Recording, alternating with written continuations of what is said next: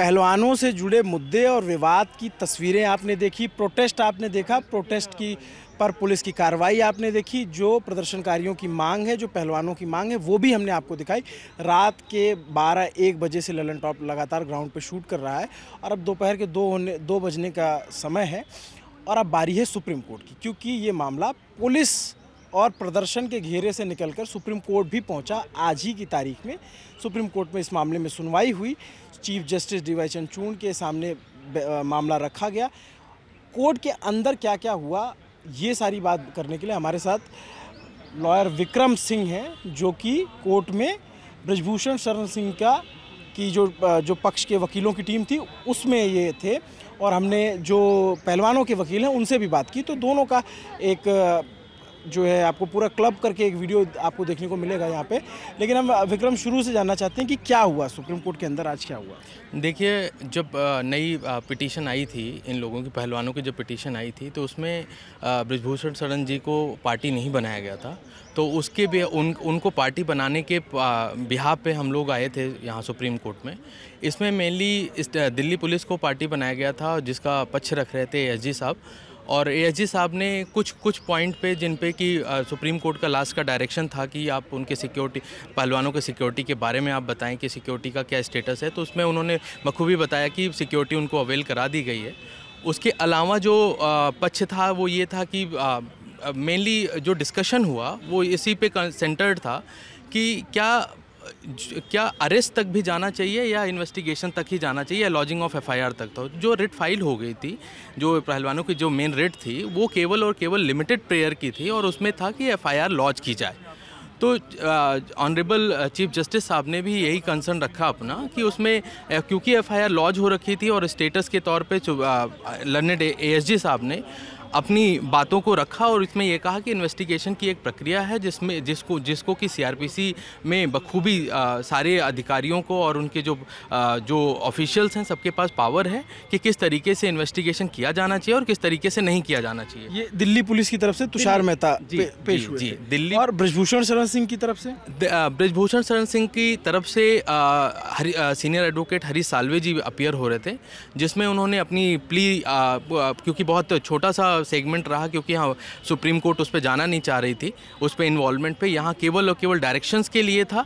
तो डायरेक्शंस के लिए था तो कोर्ट ने उस जो रिट है उसको कंक्लूड करते हुए ये सिंपली कहा कि एफआईआर लॉन्च हो चुकी है और इन्वेस्टिगेशन की जो प्रक्रिया है उसमें कंप्लेनेंट के स्टेटमेंट रिकॉर्ड हो रहे हैं, और उसके अलावा जो सिक्योरिटी का कंसर्न है उस सिक्योरिटी कंसर्न पे भी कोई स्पेसिफिक डायरेक्शन ना देते हुए केवल स्टेटस जो एएसजी साहब ने स्टेटस बताया उसी को रिलाई करते हुए इस रिट को डिस्पोज कर दिया।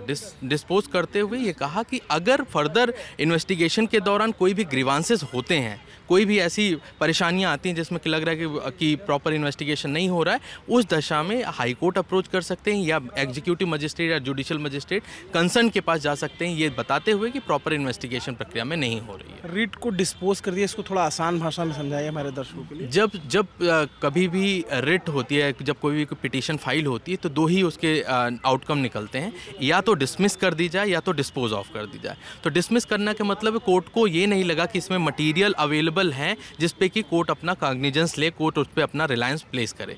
लेकिन जब डिस्पोज ऑफ करने का मतलब होता है तो कोर्ट कुछ स्पेसिफिक डायरेक्शंस के साथ अपने रिलायंस को, स्पेसिफिक रिलायंस को उसमें मेंशन करता है और उसके बाद उसको कंक्लूड कर देता है। इसमें अब कुछ बचा नहीं हुआ है। कहने का मतलब अब पहलवानों की जो रिट थी वो अब सुप्रीम कोर्ट में कुछ भी बचा नहीं हुआ है, ये कंप्लीट हो चुका है। अब पहलवानों से जुड़े मामले की सुनवाई सुप्रीम कोर्ट में नहीं होगी। अब जो पहलवानों की तरफ से वकील पेश हुए वो कौन थे? हुड्डा साहब थे, यहाँ सीनियर एडवोकेट हैं जो कि उनका पक्ष रख रहे थे। उन्होंने उनकी क्या दलील थी? उनकी दलीलें ये थी कि क्योंकि रिट में स्पेसिफिक प्रेयर अरेस्ट तक का था, तो इन्वेस्टिगेशन और एफआईआर तक का था, तो एफआईआर और इन्वेस्टिगेशन हो चुका है। और क्योंकि लास्ट जब कोर्ट ने नोटिस इशू किया था लास्ट डेट पे, तो उसमें कोर्ट ने कहा था कि आप उस पर इन्वेस्टिगेशन और एफआईआर का स्टेटस बताएं। तो मेनली आज की जो बहस थी वो सेंटर्ड थी केवल और केवल एएसजी के रिमार्क पे। एएसजी साहब ने अपना एक एफिडेविट फाइल करते हुए बताया कि हमने सिक्योरिटी प्रोवाइड करा दी है रेसलर्स को। उसके अलावा जो एएसजी साहब ने बताया कि हमारा जो कंक्लूजन ड्रॉ हुआ है वो ये है कि इन्वेस्टिगेशन सीआरपीसी में जो विहित प्रक्रिया है उसके माध्यम से किया जाना चाहिए, और कोई सुपरविज़न या कोई एक हम लोग लॉ में कहते हैं कीपिंग आई अपॉन, तो ऐसा कोई भी डायरेक्शन सुप्रीम कोर्ट ने नहीं दिया इस केस में। तो जैसे कि उनकी मांग थी कि इसमें सुपरविज़न दिया जाए, इससे इतर जो कल रात में हुआ, जो विवाद हुआ, जो आरोप लगे पुलिस के ऊपर मारपीट के, और पुलिस ने कहा कि खाट ले जाने के लिए विवाद शुरू हुआ, उसकी चर्चा हुई कोर्ट में? हाँ, उसकी चर्चा हुड्डा साहब ने करी थी रेसलर की तरफ से, लेकिन उसका एएसजी साहब ने उसको डिफाई करते हुए ये कहा कि वो कयास था, जो कि वो हसल एक तरह से वहाँ अराइज हुआ, क्योंकि कुछ लोगों ने खाट वगैरह लेके आने लगे तो उस पर रोका गया, क्योंकि सुप्रीम कोर्ट का जो डायरेक्शन है वो ये भी है कि उन प्राइमरी सुरक्षा रेसलर्स को प्रोवाइड कराई जाए। अगर कोई सुरक्षा में चूक होती तो उसके लिए जिम्मेदार कौन होता, ये कहते हुए पुलिस ने अपना स्टैंड रखा था, और कोर्ट ने उस पर सॉर्ट ऑफ इग्नोरेंस से दिया। कोर्ट ने उस पर बहुत मटीरियली उसको लिया नहीं। तो उस पर जस्टिस चंद्रचूड़, सीजीआई चंद्रचूड़ का कोई वो था? उनकी कोई ऐसी प्रतिक्रिया नहीं थी। उन्होंने बातों को सुना, उनकी संगीनता को समझा, और पुलिस की भी अपनी जो प्रॉब्लम्स थी उनको भी कंसीडर करते हुए कोर्ट ने इस मैटर को फिर स्पेसिफिकली डिसाइड कर दिया, डिस्पोज ऑफ करते हुए। तो इसको उनकी कुछ टिप्पणी थी किसी भी मसले पे बातचीत में दौरान, उनकी कोई टिप्पणी आई? सुरक्षा को लेकर टिप्पणी आई थी कि क्या आपने सच में सुरक्षा मुहैया करा दिया है, तो उस पर लंदन एएसजी ने कहा कि हमने सिविल ड्रेस में पुलिस ऑफिशियल्स को उनके प्लेस कर दिए हैं, जो जहां हैं वो सुरक्षित हैं।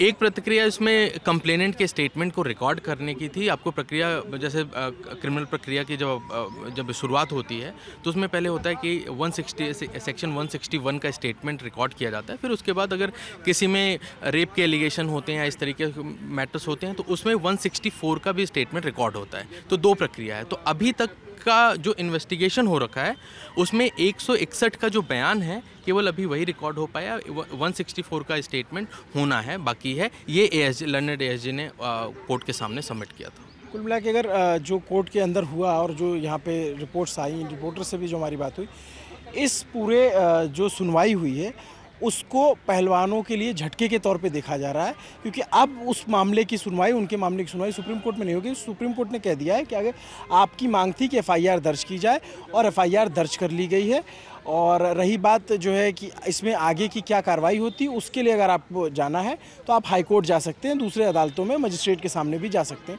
तो इस पूरे सुप्रीम कोर्ट के फैसले को पहलवानों के लिए एक झटके के तौर पे देखा जा रहा है। इस पर हमने जो पहलवानों की तरफ से पेश हुए वकील नरेंद्र हुड्डा, उनका भी पक्ष लिया। चूँकि 1-to-1 बातचीत नहीं हो सकी तो वो बाइट के तौर पर हमने रिकॉर्ड किया है, वो भी आप सुनिए। आज दोबारा मैटर टेकअप हुआ था सुप्रीम कोर्ट में। हमने आज एक एफिडेविट भी फाइल किया है। एफिडेविट में हमने लिखा था कि 21 अप्रैल को जब कंप्लेंट्स दी थी, दिल्ली पुलिस ने कम से कम 3 घंटे लिए सिर्फ हमें रसीद देने के लिए। उसके बाद एफआईआर दर्ज नहीं करी।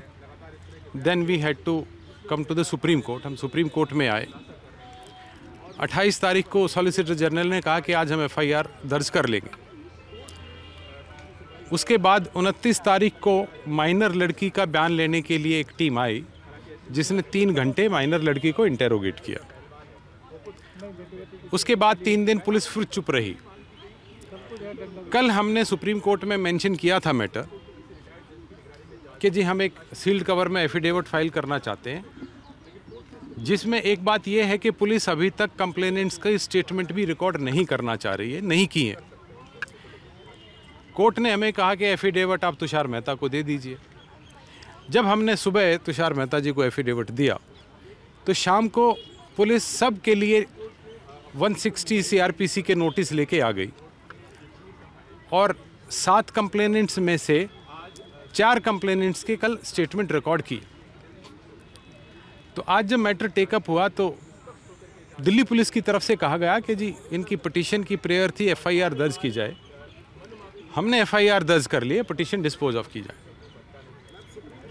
हमने कहा कि जी दिल्ली पुलिस ठीक इन्वेस्टिगेशन नहीं कर रही है, अक्यूज्ड को अभी तक इन्होंने कोई नोटिस नहीं दिया है, कोई बुलाया नहीं है। अक्यूज्ड हर रोज़ टीवी चैनल्स पे आके विक्टिम्स की आइडेंटिटी डिस्क्लोज कर रहा है, जबकि सुप्रीम कोर्ट का ऑर्डर है कि विक्टिम्स की आइडेंटिटी डिस्क्लोज नहीं होगी। इस बारे में किसी रिटायर्ड सुप्रीम कोर्ट जज के तहत या रिटायर्ड हाई कोर्ट जज के तहत एक मॉनिटरिंग होनी चाहिए। सारी बात सुनने के बाद सुप्रीम कोर्ट ने कहा कि आपकी प्रेयर सिर्फ एफआईआर दर्ज करने की थी। इसके अलावा हमें लगा कि आपको सिक्योरिटी की ज़रूरत है, तो सिक्योरिटी की हमने डायरेक्शन दे दी। इसके बावजूद भी अगर आपका कोई ग्रीवेंस है तो उसके लिए आप दिल्ली हाई कोर्ट जा सकते हैं या मैजिस्ट्रेट के पास जा सकते हैं।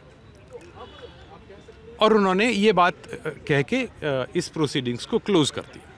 सर, क्यों लगता है आपको कि मॉनिटरिंग की ज़रूरत है? क्या चीज़ें, कल भी कुछ डेवलपमेंट हुआ, क्यों लग रहा है कैसे ज़रूरत? मॉनिटरिंग की ज़रूरत इसलिए है, पहले वो कंप्लेंट नहीं लेना चाहती थी दिल्ली पुलिस, फिर वो एफआईआर नहीं दर्ज करना चाहती थी, फिर वो कंप्लेनेंट्स की स्टेटमेंट नहीं लेना चाहती थी।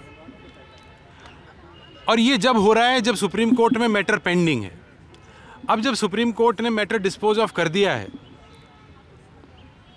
तो आप सब अंदाजा लगा सकते हैं क्या होने वाला है। तो सर क्या झटका लगा है? अगला क्या कदम रहेगा आप लोगों का? क्या आप लोग हाई कोर्ट से या अभी देखेंगे। ये बेसिकली डिसीजन लेना है विक्टिम्स ने, उनके जो काम करने वाले हैं उनको डिसीजन लेना है कि आगे क्या करना है। आज के दिन ये प्रोसीडिंग्स कंप्लीट हो गई है। प्रोबेबली अब कुछ दिन ज़रूर ये वेट करना चाहिए कि दिल्ली पुलिस क्या करती है। अगला कदम लेने से पहले कुछ दिन का वेट करना बनता है। क्या ब्रिजभूषण शरण को क्वेश्चनिंग के लिए बुलाया गया है एक भी बारी? अभी तक पुलिस प्रोसीडिंग्स में, कोर्ट प्रोसीडिंग्स में ये नहीं कहा गया है कि ब्रिजभूषण शरण को बुलाया है, बल्कि मैंने कहा कोर्ट के सामने आज कि जी ब्रिजभूषण जब टीवी चैनल पे कोई स्टेटमेंट दे रहे थे तो किसी ने पूछा उनसे कि जी आपको दिल्ली पुलिस ने बुलाया है, तो उन्होंने कहा दिल्ली पुलिस का मेरे पास अभी तक कोई नोटिस नहीं। इसमें कई लोग कह रहे हैं कि ये जो आज का निर्णय रहा वो आपको झटके के तौर पे देखा जा रहा है।